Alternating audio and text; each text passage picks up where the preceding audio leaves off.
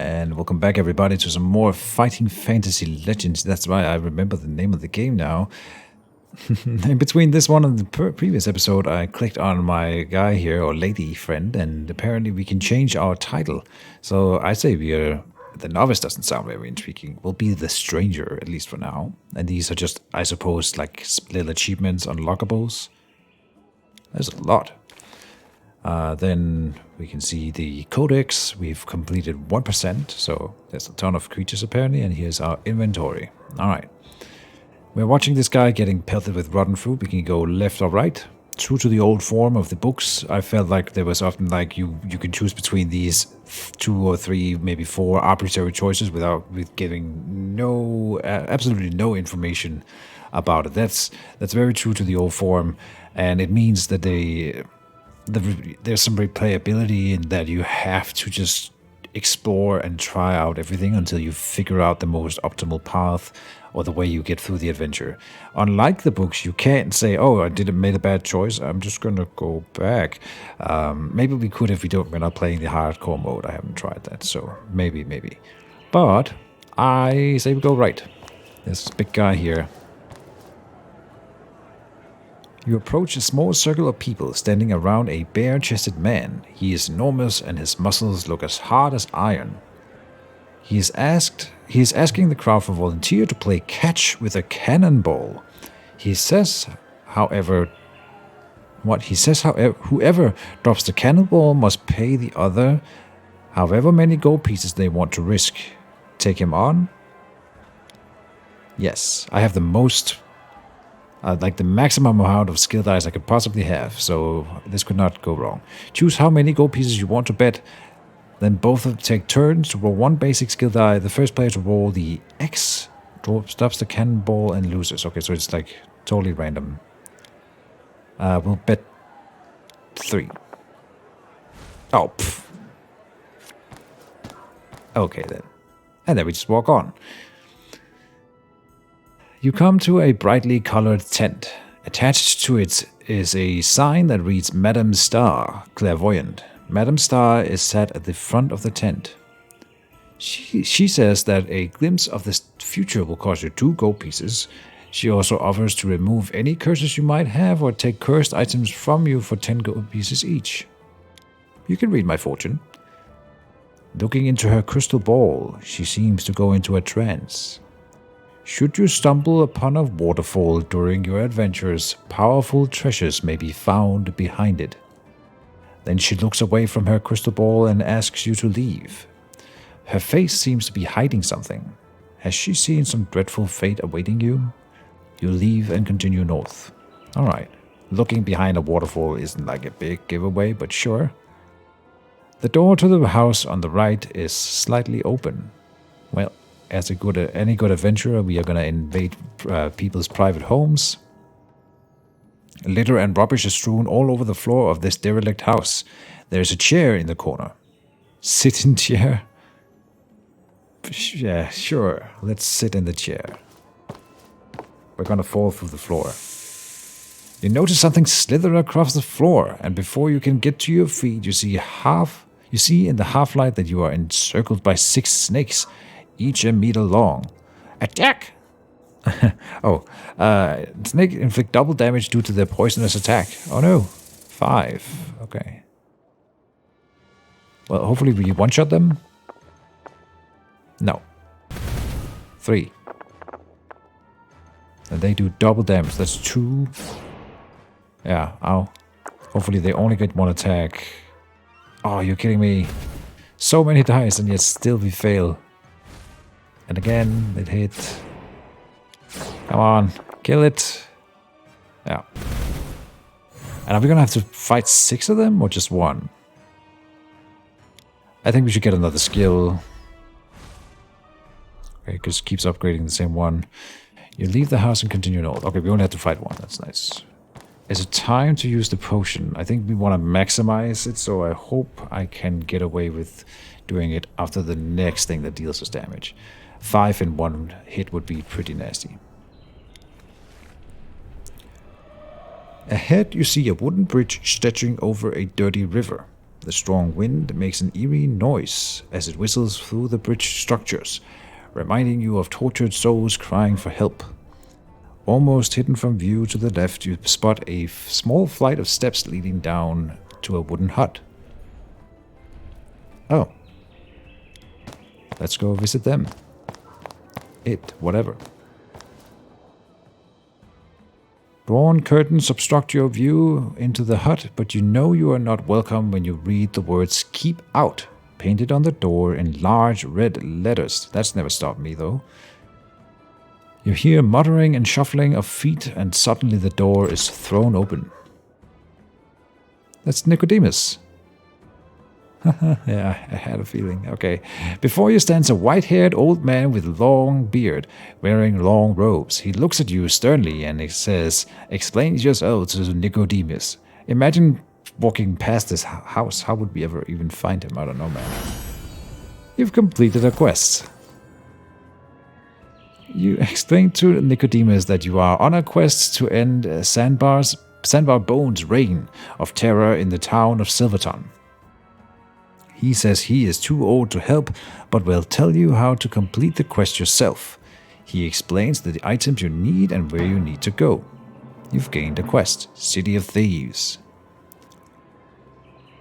You will need something special to protect yourself from Bone's entrancing stare. For this you will need to have a white unicorn in yellow sun tattooed on your forehead. Oh, really? You've gained a quest, get a tattoo. Next, normal weapons will not harm him, so you must pierce his heart with a silver arrow or throwing knife. This will paralyze him, but not kill him. You have gained a quest. Find a silver throwing knife. When he is paralyzed, you must quickly rub the ground compound of black pearl, hag's hair, and a lotus flower in his open eyes. With luck, he will decay before you in seconds. You've gained a quest. Find black pearls, find a clump of hag's hair, find a lotus flower. Okay. The items you need for the compound might be found in Port Blacksand, although I haven't heard of any hags roaming the city. They usually lurk underground in sewers or other foul-smelling areas. I regret I cannot accompany you. When you have everything you need, you must travel to Dark Tower, which is in north of Port Blacksand. You must not go there without these valuable items or you will surely perish.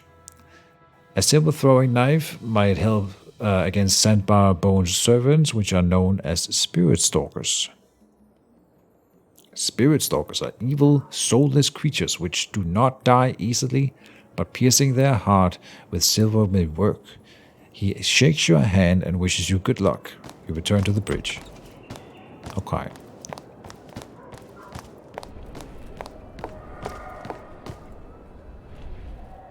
And we're moving on. You spot the leader of the Red Star gang, who says he can kill you single-handedly. He's got 10 dice? Yeesh.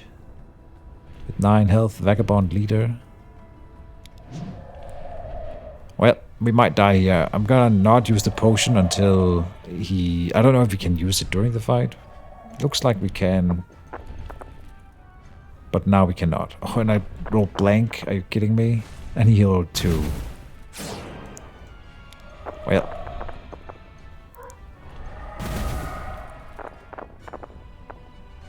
Oh, he blanks it. Nice. And I believe... yeah, I cannot use the potion right now. So hopefully he gets me down to 1 HP. But no lower. 3. And he deals 2, so we're down to the 1 like I wanted. Can we do 4 damage in one go? Come on. Yes, we got it. Just as planned. Bloop. That was very early to use that thing though, but what can I do? Harper Street or Candle Street? Let's go Candle.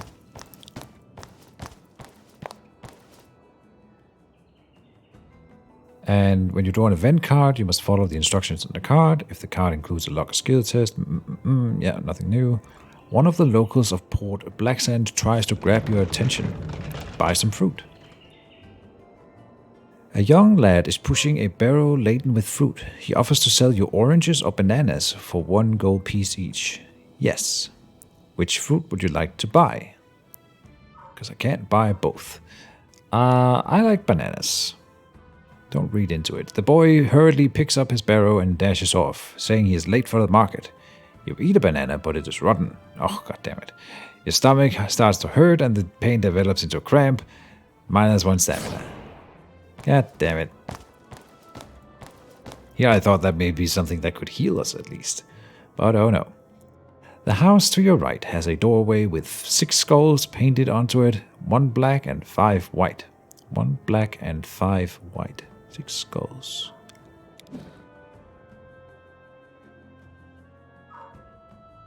They don't really go into detail here. So I don't know if we should be aware of what that means, but let's go in. You enter the house and see a man smiling at you. On the table in the center of the room are 6 skulls looking eerily in your direction. The man places a white pill on top of each skull. He looks up to you and says one of the pills before you is poisonous, the others are harmless. Swallow one of your choice. If you survive, I will give you 10 gold pieces. Choose the poisonous pill and, well, you'll see. Oh. So he's standing inside his house in front of this table all day, just waiting for random people to blunder into his home to play this silly little game. I'll play. Roll 1 die. If you roll the X, then you have chosen the poisonous pill. If you roll a blank, then you have chosen a harmless pill. What are the odds? Dice with death. Ooh, it's skirted on that X. So he might literally be death. After handing over the gold pieces, the man bids you farewell and tells you to come back soon.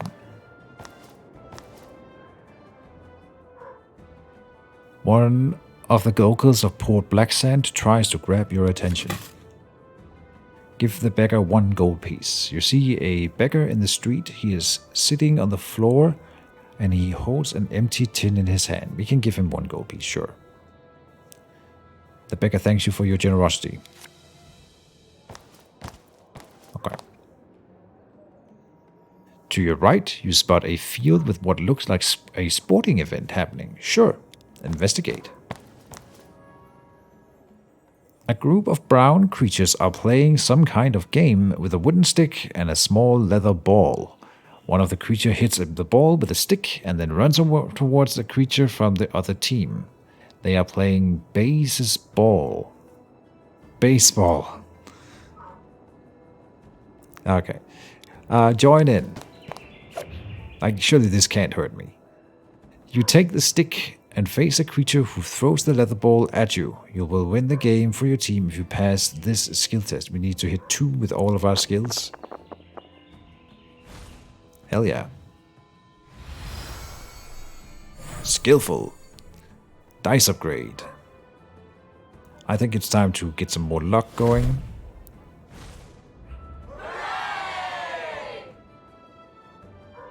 You hit the ball powerfully and see it fly a great distance. You have earned the title, the Slugger. The Slugger. Come on. Yeah, we'll go with that. I'm sure. I suppose. Your team rush over to you and are overjoyed at their victory. Supporters run over and start handing you gifts. Eventually, you manage to wriggle free and head to the street. Okay. Away from the crowd, you inspect your gifts. You have been given 8 gold pieces, a bottle of liquid labeled Mind Control Potion, and a bunch of bananas which you eat, plus 2 stamina. Alright, these were good bananas. Mind Control Potion. Cancels the effect of a spell being cast on you. Nice. That seems useful. Then we have Stables Street or Tree Lane. Here's a random encounter. And then this would lead towards the center of the district, I suppose, or back to the main road. I wonder if I kind of want to go here because I wonder if we could turn left again and then go back across the bridge and like loop around. No. Just no. The house here has an oak door with a serpent's head carved into it. Okay. Well. Inside the house, a veiled figure stands with her back to you. A woman's voice calls out to you. Who is it? Tell her you are delivering flowers, a tax collector, or collecting rags. Collecting rags. Like there's a lot of cloth in here, and she might be interested in that kind of stuff. I don't have any flowers to deliver either. Her tone becomes unpleasant, and she tells you to get out of her house, because there are certainly no rags in it, nor any other kind of jumble for that matter. We are at full health. So if we could fight her, sure. As you approach her, she spins around and you are stunned to see not the young woman's face you were expecting, but a snake's head. It extends out from the shoulders and bites you on the neck. Lose 4 stamina. Reek from her bite, you try to defend yourself as she attacks you. You will roll 1 less skill die for this fight, sure. The Serpent Queen. I was hoping maybe she was a hag, and we could get some hag's hair here, but no. 4 damage just straight up, that's pretty rough. And I did that to her as well then. She deals 1 damage, but she's not poisonous like the other snakes. Can we kill her? Yeah, nice. Easy. You search the Serpent Queen's house and find a brown leather bag, which you pick up and shake. The contents make a jingling sound. Inside you find 12 gold pieces. Not really worth it, but whatever. To your left is a building with horses tied to a post outside it. Inside, a bearded man is wearing a brown apron. Sweat pours from his brow. Talk to him. You chat with the blacksmith and ask if he makes anything other than horseshoes. He says that in his spare time he enjoys making chainmail coats. In fact, it has become a profitable sideline, especially in a place like Port Blacksand. They are not cheap though. If you want to purchase one, it will cost you 30 gold pieces. Your slender elven frame requires hard work and more materials in order to make a well-fitting armor. Oh. So now we're being punished. This is the first reference to the character choice that I made at the beginning of the game. Ever. But I kind of wanted... We've made a good amount of money. We have 53 gold right now. And if this can help me stay alive, I think that would be a good buy. So... The blacksmith takes your money and opens a crate in the corner. He lifts out a chainmail coat and says, you had to hide everything in this place. You can't trust anybody, so we wouldn't have found it if we had attacked him. What? A sturdy set of chainmail. Roll a level 2 armor die in combat. It probably can soak some damage. Something like that. The coat fits perfectly, and its workmanship is excellent. You leave and continue north. Very cool. No indication of what that might mean, but I have my guess, of course. You see a sign which reads, Public Gardens, entry 1 gold piece. Sure. We pay 1 gold immediately. You are surprised that a place such as this exists in Port Blacksand. Surrounding a stone plinth is some topiary cut into the shape... What? Topiary? Cut into the shape of animals. The stone plinth has lotus flowers on it. Oh, and a sign hanging on it which reads, do not pick the flowers. Ha! There doesn't seem to be anybody about. But, find a lotus flower. Pick a flower. As soon as you pluck one of the flowers, you hear the noise of rustling leaves. One of the animal-shaped hedges has uprooted itself and is closing in on you. Leaf Beast. That's not that tough. And this is going to give us XP. Roll the dice. 3, so we're halfway there. Ooh, the 6 dice. He got 3 hits. That was rough. And we have the armor die here, with 2 shields on it. That's what it means when it's level 2. It has 2 sides on it.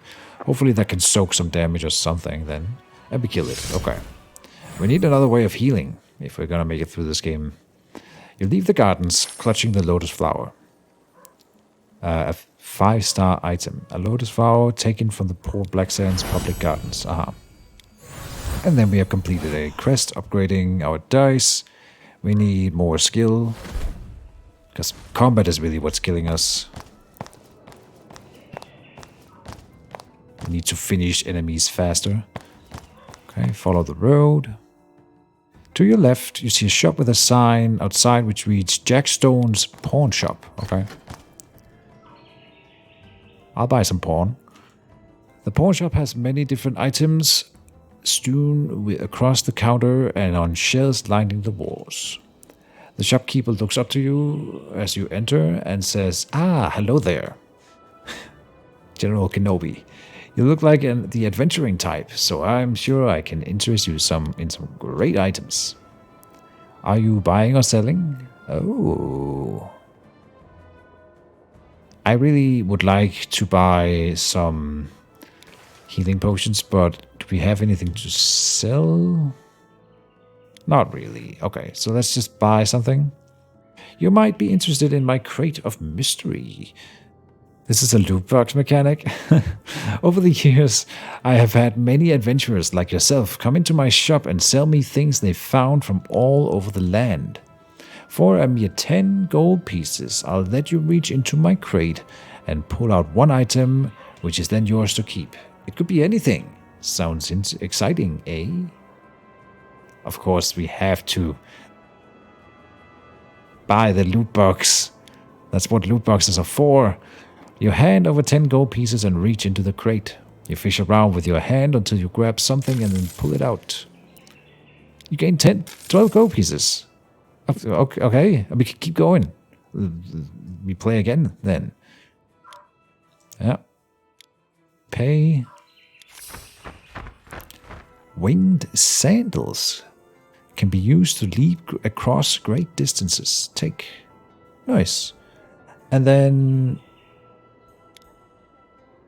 we could try to sell. Oh.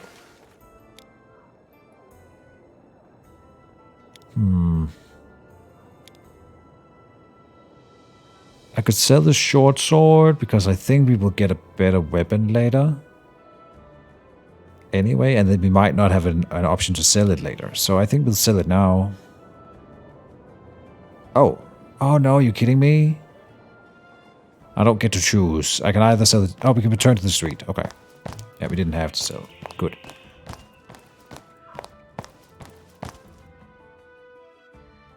You see 2 huge guards wearing the black uniform of Lord Azur. As they get closer to you, you see that they are trolls, brutal mercenaries employed by Lord Azur as Imperial elite guards. You see a tree which is almost as tall as the city wall. I have a feeling we shouldn't fight these guys. But it doesn't say fight, it says walk past. I think we will try to climb the tree instead, though. Yeah, the guards see what you're doing and run towards the tree. So now we're gonna have to fight them. Maybe. You climb the tree and realize you must jump a distance of 2 meters between the branch and the top of the tower. If only we had some way to leap great distances, eh? Alright. The guards are waiting for you to below, so there is no alternative but to jump. To successfully jump across the gap, you must pass a skill test, target score 5, or use the boots. Of course, we're using the boots, but if I made this skill, we would gain XP. I wonder if we have 71 right now, and hopefully those aren't consumed. It's a close shave, but you just about manage to grip the edge of the wall with your fingertips, and you pull yourself up onto the tower. Jump to freedom. So then we didn't get XP. Oh, are you kidding me? You land heavily on the ground below, losing 3 stamina. Are you kidding me? That's silly. So, okay. We can go back to Port Black Sand, or we can continue on. Well, we haven't gotten half the things that we wanted. We need black pearls, a silver throwing knife, a tattoo.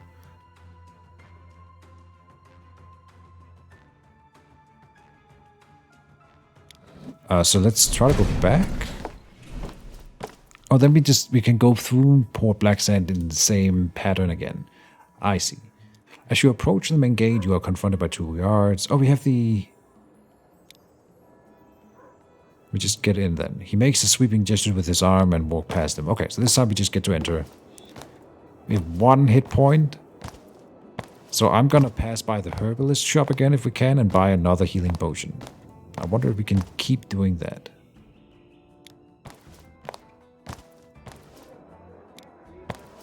It would seem so. Interesting.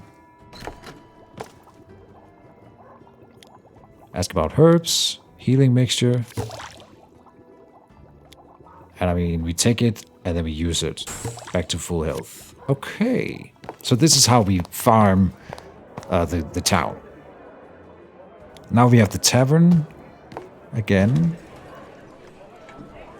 You enter a dingy... and we can go to talk to the innkeeper this time. The men were... They were cutting themselves with daggers and the goblins were arguing. This will cause us damage, but we might win some gold, I'm sure. I'm gonna talk to the innkeeper this time.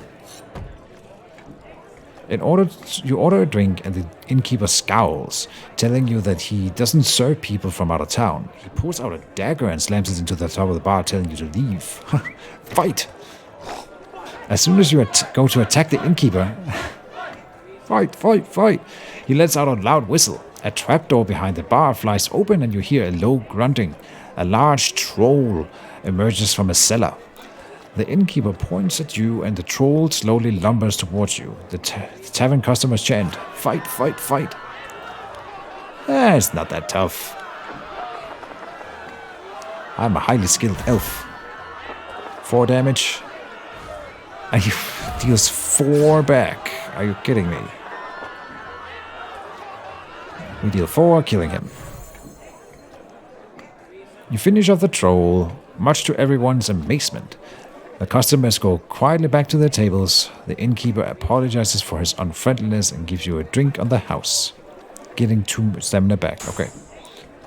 You have unlocked the title Barroom Brawler. You tell the innkeeper not to be so discourteous to strangers next time and leave the tavern. Okay. So we gained some XP and only took 2 damage.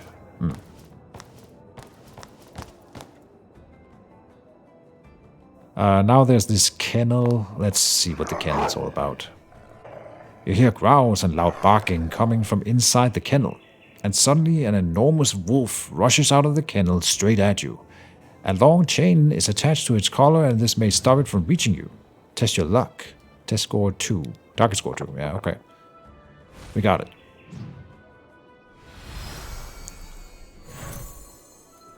Gaining us 3 XP.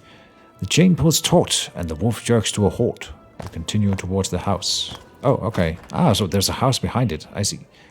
You try to turn the large brass handle on the door, but it is locked. You may either try to force the door open or return to the street to head north. Force the door open. Okay.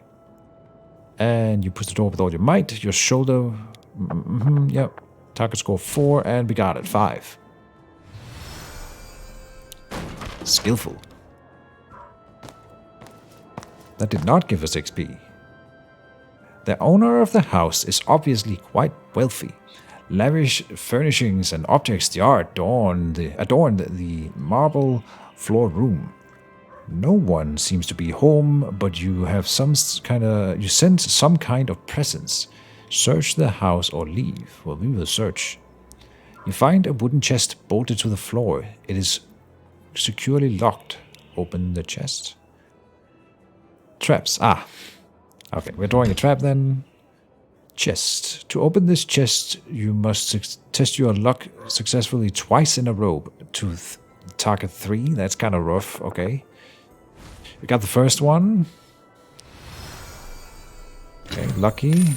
And that gained the XP, so we've already earned something. And we got it again. Nice.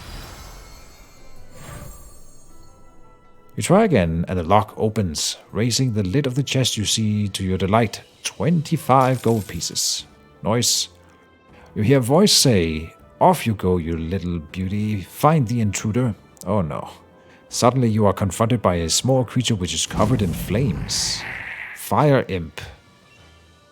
Very high dice, but very low health. We could one-shot him if we're lucky here.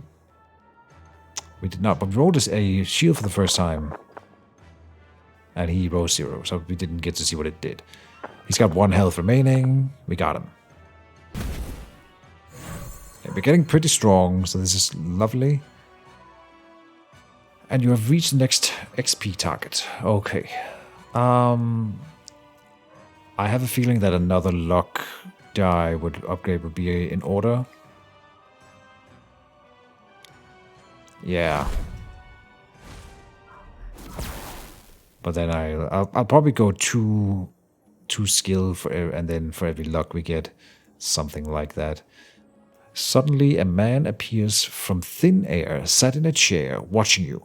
He speaks slowly and coldly, saying, "For killing my pet, you shall pay with your life." He raises his right hand in the air. From his outstretched fingers shoot white bolts of lightning. The lightning bolts slam into your chest and knocks you to the floor. Lose 3 stamina. Yes. You see the man roaring with laughter. Perhaps he is off his guard. You could throw one of his expensive vases at him, or take the opportunity to run out of the house and return to the street. We'll throw the vase at him. Ah, that's the skill test. Target throw 4. We got it. Skillful. A great throw. The vase hit him in the head, knocking him out. You get to your feet and hurry out of the house before he regains consciousness. Okay, so if we had just tried to run, we would probably have gotten punished on the way out. And then we had to fight here again. These vagabonds. Okay. We gained a shield here. And of course they don't roll any damage then. And we kill them. Okay. And we're just farming XP here, so this is fine. You arrive at a 4-way junction. This is where we've been before. This time we'll go left on the market. You spot a man playing a lyre. He asks, "Would you like to hear a song, stranger?" "Sure." The musician asks which song you would like him to play. "The City of Thieves" is a quest. What was the thing of the City of Thieves? Sandbar Bone is terrorizing the town of Silverton. Travel to the Dark Tower. Well, okay, let's hear about it.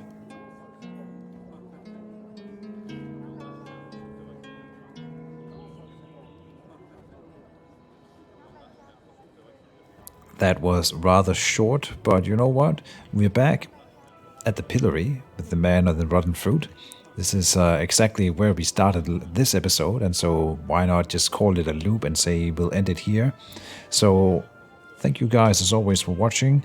I hope you're enjoying Fighting Fantasy Legends. It's actually, I'm enjoying it quite a bit. It's a gambler's game. You have to enjoy dice rolling and being lucky and testing your luck.